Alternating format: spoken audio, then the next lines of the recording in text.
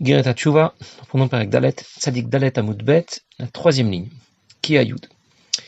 Les 3 premiers chapitres d'Igeret HaTshuva étaient consacrés à la description, à la définition de la Tshuva al-Pi Niglé, selon les enseignements de la partie révélée de la Torah. Faire Tshuva, ça veut dire prendre la décision d'obéir, de ne plus jamais désobéir.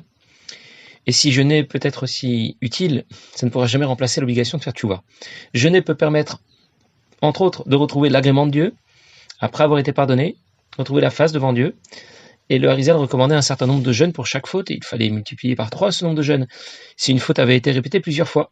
À notre époque, nous n'avons plus la force physique de supporter autant de jeûnes. Nos fautes sont trop nombreuses. Et l'Admour Zaken nous recommande de donner de la tzedaka sans limite. Chassidim raconte qu'un jour, un chassid donnait énormément la tzedaka et on lui a demandé, pourtant c'est écrit Alivaz Vaziotam Mechomesh. On ne doit pas dépenser, on ne doit pas dilapider son argent pour des dépenses qui ne sont pas essentielles, comme la tzedaka, plus que 20%. Et notre chassid leur a répondu, effectivement, pour les dépenses qui ne sont pas essentielles, on ne doit pas dépenser plus que 20%. Mais pour moi, la tzedaka, c'est une dépense essentielle. Les autres dépenses ne sont pas des dépenses essentielles. Il y a un dicton chassidique qui dit que si quelqu'un fait une faute, alors il devra faire tchouva, et puis ensuite il devra jeûner pour retrouver l'agrément de Dieu comme avant la faute. Et s'il ne peut pas jeûner, bien il devra donner énormément la tzedaka. Et si quelqu'un n'a ni la force de jeûner, ni les moyens de donner la tzedaka, eh bien lui, il doit absolument pas faire de faute. Mais même lorsque quelqu'un a fait une tchouva convenable, rien ne garantit qu'il ne va pas récidiver. Et pour ne pas rechuter, il faut avoir bien compris quelles sont les conséquences de nos fautes. Quand on comprend quelles sont les conséquences catastrophiques de nos fautes, sur le plan spirituel, on est beaucoup plus motivé à ne plus recommencer. Et c'est le sujet de la série de chapitres que commence l'Admour Zaken avec le Perek Dalet.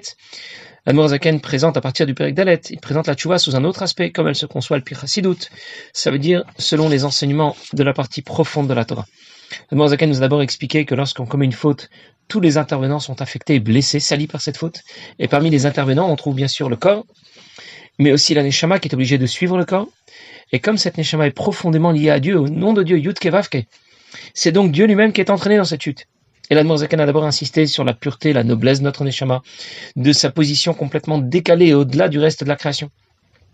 Et nous avons commencé la dernière fois le passage du Perek Dalet au cours duquel l'Admour Zaken va faire un parallèle entre les 4 lettres du nom de Dieu, le Yud, le He, le Vav, le He, les 10 Sphirot Elionot, les 10 Sphirot qui permettent la gestion de la création, la gestion de la lumière que Dieu apporte à la création pour lui permettre d'exister, lui permettre de fonctionner, et les 10 facultés de l'âme, pour nous dire combien la Neshama est liée profondément à Dieu, combien les conséquences et les dégâts provoqués par nos fautes sont catastrophiques, combien elles ont affecté notre Neshama et le divin lui-même. Alors je commence dans les mots, la description que fait l'Admour Zaken de la correspondance des 4 lettres du nom de Dieu et des Sphirot. Et il dit, Ki Ayud Shibrinat Nekuda Levad. Le Yud est présenté comme un point dans le dessin d'un Yud. Cela fait allusion à la sagesse d'Akadosh Baruch Hu, la sagesse de Dieu. C'est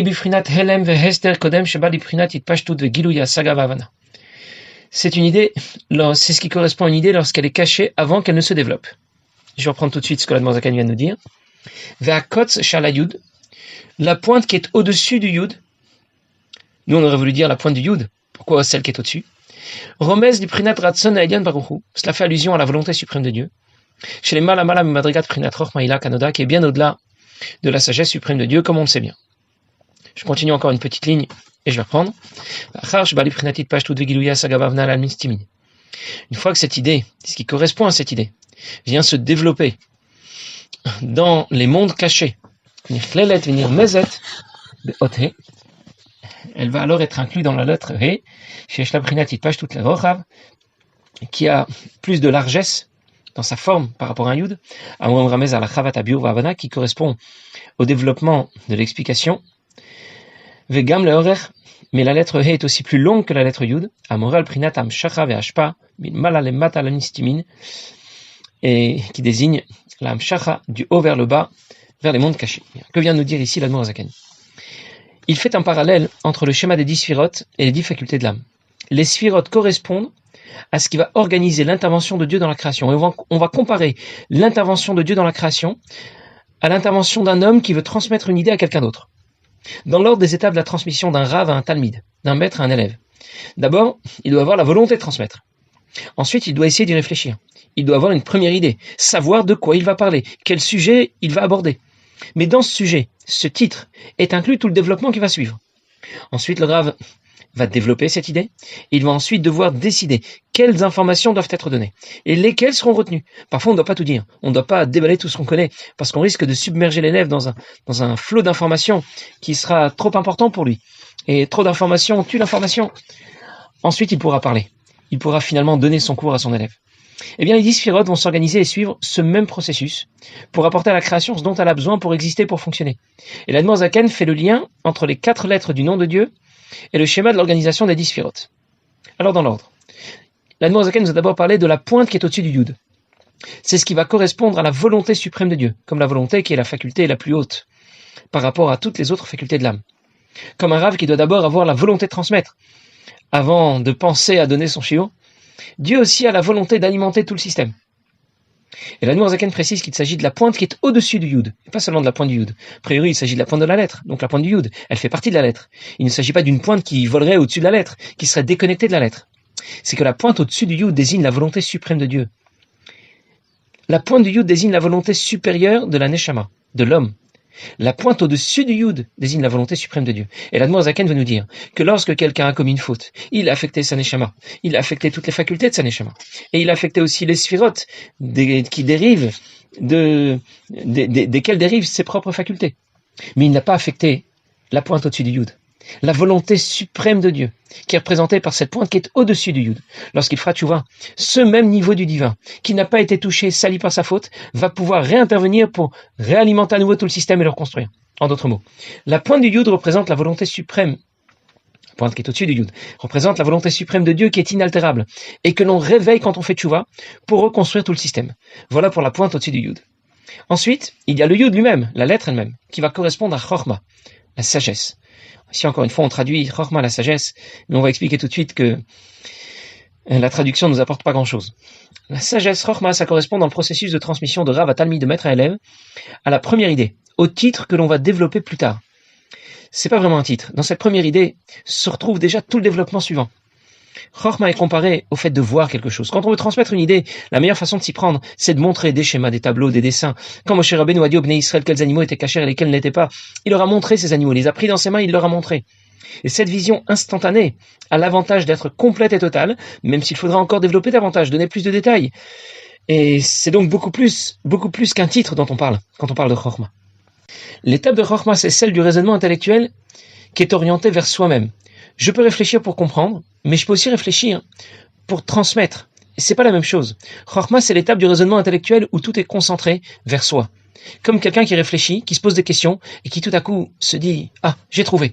Il n'a pas encore développé sa solution, mais elle est déjà là, bien posée. Il faudra bien sûr ensuite traduire cette solution, traduire cette idée en long, en large. Pourquoi ? Parce qu'il va devoir l'expliquer à quelqu'un d'autre. Pour pouvoir transmettre cette idée, qui pour lui était déjà très claire, il va devoir la développer. Pour que ce soit clair pour quelqu'un d'autre aussi, il va devoir la développer en long et en large. C'est l'étape de Bina, qui est celle du raisonnement intellectuel, mais cette fois orientée vers l'autre. Et que l'on va associer à la lettre He, qui est plus longue et plus large que la lettre Yud. La largeur de la lettre He, qui correspond au développement de l'idée qui doit être transmise en large, et la longueur de la lettre He, du haut vers le bas, qui correspond à l'orientation de la transmission de cette idée du haut vers le bas. Mais à cette étape, la transmission n'a pas encore commencé effectivement. C'est une étape du raisonnement intellectuel qui suit la précédente, Bina, qui suit Chorma, mais qui est encore localisée à l'intérieur, même si elle s'oriente déjà un peu vers l'extérieur et vers l'autre. Nous avons déjà décrit 3 étapes différentes. Ratson, la volonté qui correspond à la pointe au-dessus du Yud. Chorma, la sagesse qui correspond, c'est la première idée que je saisis avant d'envisager de la transmettre et qui correspond à la lettre Yud. Bina, c'est la compréhension, c'est la première idée que je développe quand j'envisage déjà de la transmettre, qui correspond à la lettre E. Mais nous nous trouvons encore à l'étape des mondes cachés, comme la réflexion qui est cachée à l'intérieur de soi, même si elle peut déjà commencer à s'orienter vers l'extérieur. C'est pour ça que le Yud et le He font référence au monde caché de la création, qui est Beyud que Hashem Tzur Lamim. Avec le Yud et le He, Hashem crée les mondes. Il s'agit des mondes cachés de la création, Atzilut Bria, alors que le Vav et le He font référence au monde révélé de la création, Asiya et Yetzira. Alors je récapitule. Dans le processus que nous décrivons, on distingue une première série d'étapes au cours desquelles les choses vont se construire à l'intérieur. C'est ce qu'on appellera Almin Stimin, les mondes cachés. Et puis nous allons parler tout de suite d'une deuxième série d'étapes au cours desquelles les choses vont se révéler vers l'extérieur. Et c'est ce qu'on va appeler Almin Dit Gayan. Alors je reprendrai les mots. Et ensuite, lorsque ce développement se poursuit vers le bas, vers les mondes révélés, comme quelqu'un qui veut expliquer quelque chose à quelqu'un d'autre, en lui disant, en lui parlant, eh bien, la série d'étapes suivantes seront reprises en allusion par les lettres Vav et le Vav correspond à une descente du haut vers le bas. Il y a des midatras de et cette amshacha, cette orientation du haut vers le bas, est dépendante de la bonté de Dieu et de ses autres midot. Et il y en a 6 midot, 6 filtres qui vont décider de la mshacha que Dieu va apporter à la création. On les retrouve chez Bepasuk, dans le Pasuk Lecha Hashem Agdula Vakvura, etc. Jusqu'au dernier mot de ce Pasuk qui dit Amamlacha, il présente la royauté qui Midat Malchuto n'est pas incluse dans l'étape précédente. Elle est appelée la parole de Dieu, comme un roi qui règne par la parole, et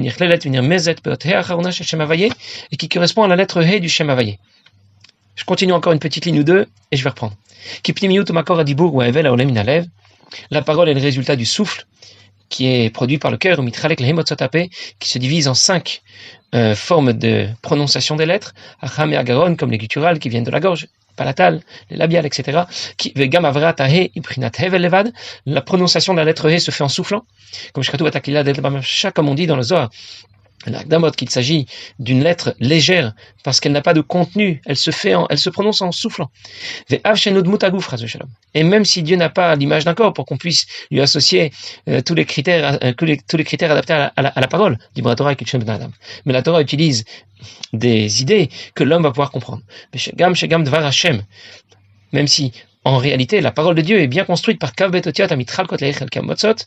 22 lettres qui se subdivisent comme dans notre propre parole par 5 façons de prononcer les mots et les lettres, et c'est grâce à la parole de Dieu et aux 22 lettres qui l'organisent que l'ensemble de la création peut prendre sa place. Comme on a déjà parlé de ces lettres dans Sha'arei Yichud Ve'emunah, le chapitre 11. Je vais reprendre ce que l'Admor HaZaken vient de nous dire. Quand on a la volonté de transmettre et qu'on sait déjà de quoi on va parler, il faut encore évaluer quels enseignements peuvent être présentés et quelles autres idées je vais retenir. Cette étape vont correspondre, ces différentes étapes vont correspondre au Vav et au He. Le Vav correspond aux 6 midot. Vav, c'est 6. Mais les premières des 6 midot sont Chesed et Gvura, la bonté et la rigueur. La bonté, c'est donner sans garder. La Gvura, la rigueur, c'est retenir. Les autres midot dérivent de ces 2 premières. Et elles correspondent à l'évaluation qui précède la transmission effective d'une information. De quoi je vais parler? De quoi je ne vais pas parler? Cette transmission effective se fera par la parole, qu'on va associer à la lettre He, puisqu'on parle en soufflant, comme la lettre He qui se prononce en soufflant. Mais avant cette transmission effective de l'information, avant de parler, la décision de transmettre l'information va subir une série de filtres. 6 filtres qui correspondent aux 6 midot. Et à la lettre Vav, qui veut dire 6, qui a justement la forme d'un petit réservoir suivi d'un canal qui se dirige vers le bas. La lettre Vav représente aussi dans sa forme cette étape du processus qui lui correspond. Tu viens à l'étape finale de la transmission effective de l'information. Je vais commencer à parler. Et on associe cette étape à la lettre He, à la royauté, parce qu'un roi ne peut régner qu'à condition de pouvoir parler, d'édicter ses décrets. Et la mida de Malchut, associée à la parole, va donc correspondre à la lettre He. He, la dernière lettre du Shem Havaye, les 4 lettres du nom de Dieu, parce qu'on parle en soufflant, comme la lettre He, qui se prononce en soufflant. Alors l'Admor HaZaken nous a présenté ici la description de l'organisation des sphirotes pour nous dire combien ces sphirotes correspondent parfaitement aux facultés de l'âme. On va en parler la prochaine fois. L'Admor HaZaken va faire ce parallèle entre les 10 sphirotes qu'il nous a présentés aujourd'hui et les 10 facultés de l'âme qu'il nous présentera la prochaine fois. Et cette correspondance puissante entre les sphirotes d'une part et les facultés de l'âme d'autre part nous fait comprendre combien les deux sont intimement liés. Comme quand 2 personnes se ressemblent tellement et qu'on va dire, ils se ressemblent tellement, ça ne peut être que des frères, ils sont au moins de la même famille. De la même façon, quand je m'aperçois à quel point l'organisation des facultés de l'âme est calquée sur celle des sphirotes, c'est presque un copier-coller du divin, alors je comprends que la Neshama est profondément liée au nom de Dieu. Tout cela pour nous dire que quand quelqu'un prend une mauvaise décision, quand tu fais une faute, tu vas affecter et blesser ton corps, tu vas affecter et blesser ta Neshama, mais tu vas aussi affecter et blesser Dieu lui-même, si on peut dire, sans parler des conséquences sur les autres. Même si tu ne comprends pas parfaitement toute la finesse du développement de l'Admor HaZaken. Tu sais déjà que chaque faute aura des conséquences catastrophiques, sur toi, sur les autres, et surtout sur Dieu lui-même. Et ça doit être suffisant pour te motiver, pour t'aider à te retenir la prochaine fois. Quand un médecin te prescrit un médicament, tu lui fais confiance, tu le crois sur parole, tu prends le médicament.